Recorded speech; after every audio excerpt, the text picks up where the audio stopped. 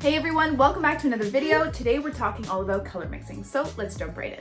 Okay, so today we are talking about one of my absolute favorite things, color mixing for beginners, and we are going to be using this really cheap Prang watercolor set that you use in elementary school to mix colors. So looking at the colors, I've swatched them all here in order, and you can tell they look a little elementary grade. They're just very vibrant, bright colors that like a kid would use for a rainbow, not necessarily for a really nice floral piece with, natural greens and, realistic kind of nature colors. So today I'm going to show you how to mix these colors to make them look a bit more muted or natural. And yeah, we're just going to get started. So I just want to show you that you don't need the top of the line paints to get started. So let's just jump right in. So I'm just using Canson watercolor paper, which is perfectly fine for beginners. I used it for the longest time. It's nice and thick. It's 140 pounds cold press watercolor paper. It's not the best, and you will get frustrated if you're trying to do a bit more advanced stuff, but for color swatching and just playing around, it's perfectly great paper. Okay, so looking at this palette, immediately my eyes go to the greens. Greens are my favorite color, but if I were to be painting a floral piece, these greens are not realistic greens that you'd find in nature. They look a bit fake. So my goal is to create more of a natural looking green. Now, greens are super fun because you can mix them in so many different ways. I'm going to show you 3 top ways that I like to mix them.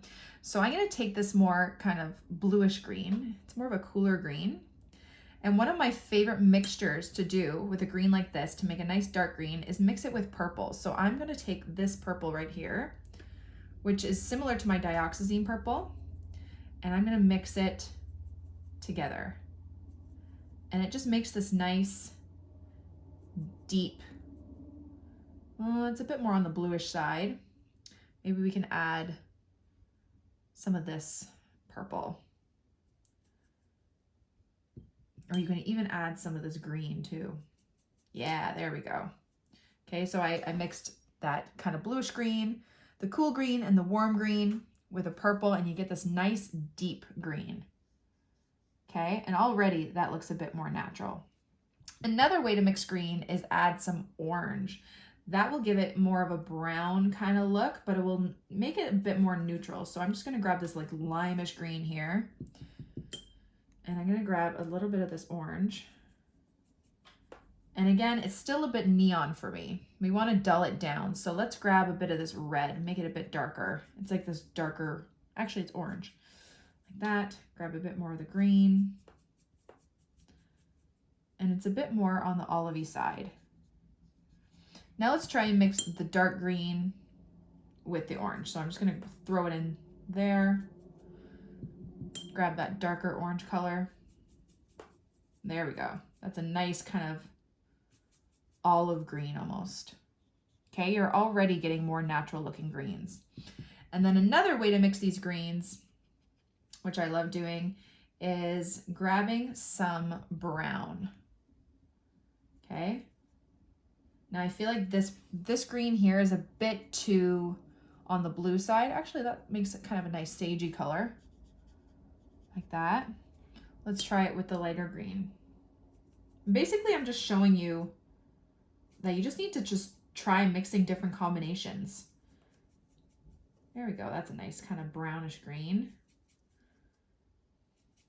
And just keep adding different levels of each green. And there you go. Look at all those different greens you get with just mixing it with either purple or orange or brown, okay? So many different shades of green. You don't need to go out and buy all these different tubes, even though I have them. A lot of them were gifted to me, but I also have a paint addiction. But to start out, this is perfectly fine. Okay, what about if we want to make a nice like deep kind of purpley red, just try mixing different combinations together. So let's take this bright red here, and we'll just throw in some of that purple. And already you deepen that purple and you get almost like this magenta or mauve-ish color. Look at that beautiful color. Okay, and you can always change up the levels of more red. So just make it a deeper red. Or more purple, depending on how you want it to look. Like that. What if we wanted to mute our blues? So we have these blues and they're just super, super vibrant.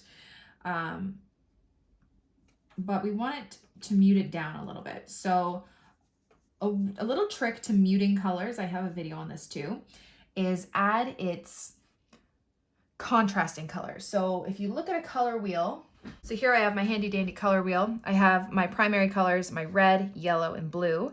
And the color that sits directly across from that color on the color wheel is its contrasting color. So blue and orange are contrasting colors. And if you wanted to mute blue, make it a little bit more dull, all you have to do is add a little bit of orange. So let's try that. So I'm just gonna grab this deeper orange here. And that's a bit too much. But there you go already. You have this nice dusty blue. And you can always add a bit more blue too, if it's a bit too muted. Like that. And then it works the same way. So say we want a muted orange. So I take this orange and I add a little bit of that blue. I just mixed it with whatever was there. Need a bit more. And it's more of this rusty, oops, let's get a bit more. You get more of a rusty orange. Okay, so adding that contrasting color will immediately mute the tone down. Same thing with the red. So say we have this beautiful vibrant red here. It's already kind of mixed with our purple. Red's contrasting color is green. It's sitting right directly across on the color wheel. So let's add a little bit of green. And already it darkens it down and mutes it a bit. Okay, so I just wanted to show you that this is how you mix with an elementary grade palette. You can make tons of beautiful natural colors with these vibrant, bright colors. So I honestly suggest you take a day or take some time to swatch all the colors you have at home, even if it's like a little Crayola palette like this or a Prang, whatever you have, and just try mixing colors. And if it helps, write down the colors that you've mixed underneath.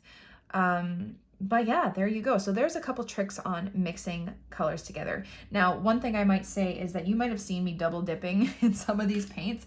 Watercolor is pretty forgiving.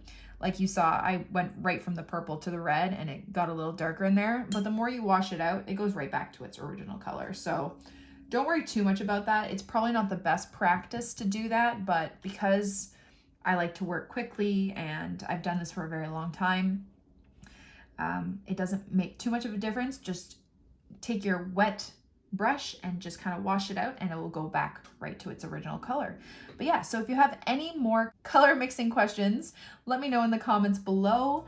And I hope you guys enjoyed the video. Thank you all so much for watching my video. I really hope you liked it and I hope you learned something. Don't forget to subscribe to this channel and follow me on Instagram for more. Hey! Bye!